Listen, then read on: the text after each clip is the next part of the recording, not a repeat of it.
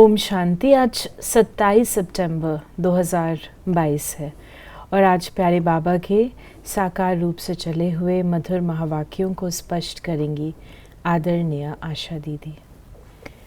ओम शांति दीदी। ओम शांति। बाबा ने कहा, मीठे बच्चे, कभी मतभेद में आकर पढ़ाई मत छोड़ो। पढ़ाई छोड़ने से माया अजगर के पेट में चले जाएंगे। पक्की बात है। पढ़ाई जो है वो हमें सतर्क रखती है, अटेंशन में रहती है सब प्रकार की बातें। और जब हम पढ़ाई छोड़ देते हैं तो माया को तो फुल अपॉर्चुनिटी मिलती है, तो हम ज़रूर जाएंगे अजगर के पेट में। माया अजगर सीधा निगल लेती है। प्रश्न है, ये कॉमन सत्संग न होने के कारण बाप को किन बातों में बच्चों को बार बार सावधान करना पड़ता है? ये दुनिया के सत्संगों की तरह सत्संग नहीं। यहाँ तो पावन बनने की शिक्षा मिलती है। पावन बनने में माया के विघ्न पड़ते हैं, इसलिए बाप को बार बार सावधान करना पड़ता है। बच्चे, कभी कुछ भी हो, तुम सुख दुख निंदा स्तुति सुनते पढ़ाई को कभी नहीं छोड़ना। दूसरा बाबा ने बताया कि अपने को मियाँ मिट्ठू समझ किसी की ग्लानि मत करना। नहीं, बाबा कहते हैं कि एक तो पढ़ाई को नहीं छोड़ो, क्योंकि पढ़ाई हमें हमारा दर्शन कराती रहती है। तो जब हमें अपना दर्शन होता है तो हम मियाँ मिट्ठू नहीं बन सकते हैं। मियाँ मिट्ठू बन करके हम अपनी तो बड़ी महिमा करें और दूसरे को हम नीचा गिराएं, वो नहीं होना चाहिए। माया बड़ी चंचल है। अगर बाप से रूठकर पढ़ाई छोड़ी तो माया माथा मोड़ लेगी, ग्रहचारी बैठ जाएगी। इसलिए श्रीमत लेते रहना। बाप दादा की राय में कभी टीका टिप्पणी नहीं करना। बाबा कुछ कहें और उसके ऊपर टीका टिप्पणी करना, ये तो बिल्कुल भी लो स्टैंडर्ड की बात है। किसके लिए बोल रहे हैं? वैसे भी बचपन में सिखाया जाता है कि बड़े कुछ भी कहें तो आपको शांतिपूर्वक सुनना है, उसके ऊपर कोई कमेंट्स नहीं देने हैं। आजकल तो इतने मुंह खुले हुए हैं कि कौन करता है, किसने किया है, इन्होंने किया है जो बोल रहे हैं, और सामने अपने मोबाइल भी रखेंगे, बातें भी करेंगे, पास ऑन भी करेंगे, ये सब चीज़ें करेंगे। टीका टिप्पणी ये तो राइट नहीं है ना। कौन करता है? देख लिया सबको, ये तो कोई बातें नहीं है। ये इट इज़ अपने डोर्स उन्नति के क्लोज कर देने वाली बात है। अगर हमको तो ये भी सिखाया गया, मानो बड़े कोई चीज़ लेकर के आए और आपको वो पसंद नहीं आई है। आजकल तो फर्क है, ये क्या है, इनको यही लगा, यही चॉइस है इनकी चॉइस तो देखो। ये दैवी संस्कार नहीं है। गीत है मरना तेरी गली में। ये तो बच्चे जानते हैं, कहते हैं जब हम आपके बने हैं ये पुरानी दुनिया तो ख़त्म होनी ही है। ये बेहद के रावण की लंका है जो विनाश होनी है। वो जो सिलोन में लंका दिखाते हैं वो तो बात ही बिल्कुल झूठी है। सिलोन एक टापू है समुद्र के बीच में। बेहद का बाप समझाते हैं ये सारी दुनिया है समुद्र के ऊपर, ऑल राउंड समुद्र है। तो बाबा ने कहा कि वास्को डिगामा ने ऑल राउंड चक्र लगाया तो गोया धरती पानी के ऊपर ठहरी हुई है। बेट हो गया ना। ये बेहद की खाड़ी है। रावण का राज्य सारे बेहद के आइलैंड पर है। फिर बाबा ने कहा कि सिर्फ सिलोन नहीं है, वो समय तो अब है। ये तो शास्त्रों में कितने गपोड़े लगाए हैं। हम भी समझते थे शायद ऐसा हुआ होगा, कुछ भी ख्याल नहीं चलता था। विचार करें कब, तब तो ख्याल चले ना। बुद्धि बिल्कुल लॉकअप थी। अब बुद्धि का ताला खुला है। मनुष्य तो समझते हैं बंदर सेना ली, उन्होंने पत्थर उठाए, पुल बनाई, आग लगाई, क्या क्या बातें बैठ बनाई हैं। आग तो इस समय सारी दुनिया को लगती है। ये भारत अविनाशी बाप की अविनाशी जन्म भूमि है, इसलिए इनको अविनाशी खंड कहा जाता है। भारत खंड एक ऐसा खंड है जो कि अविनाशी है। क्यों अविनाशी है? क्योंकि शिव बाबा की जन्मभूमि है।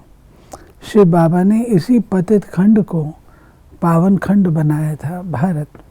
और उस समय भारत जो था बहुत बड़ा था, जिसको बाबा ने कहा सारी दुनिया ही लंका थी। जैसे लंका दिखाते हैं उसमें पानी चारों तरफ, ऐसे सारी दुनिया ही थी। और सारी दुनिया उस समय भारत कहलाती थी। चारों तरफ पानी और बीच में ये बेट को बोलते हैं, आइलैंड को।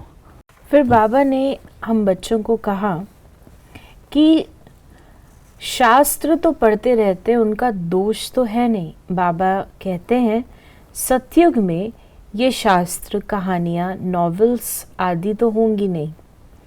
वहाँ तो भारत बिल्कुल सचखंड बन जाता है। भारत खंड सबसे बड़े ते बड़ा तीर्थ है। यहाँ सोमनाथ का मंदिर कितना भारी है। ऐसा मंदिर कब कहाँ भी बन नहीं सकता। फिर भी ये मंदिर आदि बनेंगे। कब बनेंगे? जब भक्ति मार्ग शुरू होगा तब बनाते हैं, और कोई तो बना ना सके। तुम संवत भी बता सकते हो, आज से फलाने टाइम से भक्ति शुरू होगी, पहले लक्ष्मी नारायण ही पुजारी बनेंगे, सिंगल ताज होगा। ये बात बाबा हमको समझाते हैं कैसे आप ही पूज्य आप ही पुजारी हम बनते हैं। जब हम आप ही पूज्य हैं तो डबल क्राउन है, और जब हम पुजारी बनते हैं तो हमारा पवित्रता का ताज चला जाता है और हम डबल देवताओं के आगे सिर झुकाते हैं। अब तुम बच्चे समझते हो कि ज्ञान का सागर अथाह ज्ञान देते हैं और अंत तक देते ही रहेंगे। हम ये मुरली इकट्ठी कर सकेंगे क्या? ये रखने की चीज़ ही नहीं है। शास्त्र आदि तो फिर भी भक्ति मार्ग में काम आते हैं। हम जो लिखते हैं वो फिर क्या काम आएंगे? कहाँ तो हमारी 2-4 हज़ार मुरलियाँ, और कहाँ उन्हों के करोड़ों के अंदाज में गीताएं बनती हैं। सब भाषाओं में सर्वशास्त्रमयी शिरोमणि गीता का बहुत मान है। गीता शास्त्र आदि कितने पढ़ते होंगे। बाप समझाते हैं ये ज्ञान जो तुमको मिलता है ये बिल्कुल ही नया है, इसका पुस्तक तो है नहीं। भगवान राजयोग कैसे सिखाते हैं ये अब तुम ब्राह्मण ही जानते हो। फिर बाबा ने कहा तुम्हारे में भी इस ज्ञान के नशे में रहने वाले बहुत थोड़े हैं। आज उस नशे में रहते हैं, कल भूल जाते हैं। बाप को भूल जाते हैं तो ज्ञान को भी भूल जाते हैं। ये बाबा कहते हैं कि पढ़ाई जो है ना, इसमें अटेंशन देने की बात ये है कि इस पढ़ाई से मुझे प्राप्ति क्या होती है। तो जब प्राप्ति होती है तो उसका नशा चढ़ता है। जो नशा है अगर वो नहीं है तो प्राप्ति का अनुभव नहीं है। प्राप्ति का अनुभव नहीं तो पढ़ाई नहीं पढ़ेंगे ना। इसलिए बाबा कहते हैं पढ़ाई का कनेक्शन नशे के साथ, और नशा होने से पढ़ाई अच्छी पढ़ सकते हैं। तो बाबा ने कहा कि बाप को फारगती दी तो खलास। बाप का बनकर अगर विकार में गए तो गला घुट जाएगा, कुछ भी बोल नहीं सकेंगे। जो बहुत अच्छा प्रचार करते थे वो आज है नहीं। कोई ब्रह्मा कुमार कुमारी का आपस में मतभेद हुआ तो बाप से भी रूठ जाते हैं कि बाबा इनको समझाते नहीं, ये नहीं करते, आखिरी रूठ कर पढ़ाई छोड़ देते हैं। इसलिए बाप कहते हैं कि महामूर्ख देखना हो तो यहाँ देखो। बाबा आज सारे दिल की बातें बता रहे हैं। बहनें जब कोई बात कहती हैं तो वो स्वीकार नहीं होती तो कुछ ना कुछ कमेंट्स देते हैं, बोलते हैं। फिर टीचर से रूठते हैं, तो माना पढ़ाई से भी रूठते हैं।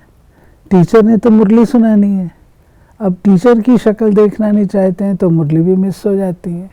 इसलिए बाबा कहते हैं कि कभी पढ़ाई तो मत छोड़ो। अच्छी अच्छी बच्चियां थीं, आज वो है नहीं, तो वंडर है ना, माया अजगर के पेट में चले गए, फिर मुख से कुछ मुख से कुछ कह ना सके, ये अविनाशी ज्ञान सुना न सके, फिर बाप दादा की राय पर टीका टिप्पणी करने लग पड़ते हैं। बहुत समझाया जाता है कि कुछ सुधर जाओ, इसमें ही कल्याण है, परंतु सुधरते नहीं। बहुत अच्छे अच्छे बच्चे चले गए, अभी भी बहुत ऐसे बच्चे हैं जो किनारे पर खड़े हैं।